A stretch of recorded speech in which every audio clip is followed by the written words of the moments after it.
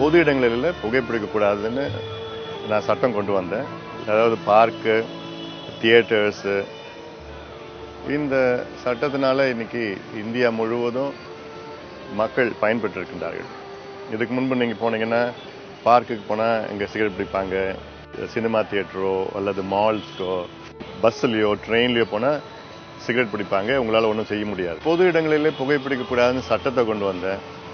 அப்புறம் புகையிலை பொருட்களில் எச்சரிக்கை விளம்பரங்கள் ஒவ்வொரு சிகரெட்டோ பீடி பேக்கெட்லையும் புற்றுநோய் வந்த மாதிரி ஒரு படம், அது மாதிரிலாம் கொண்டு வந்தது.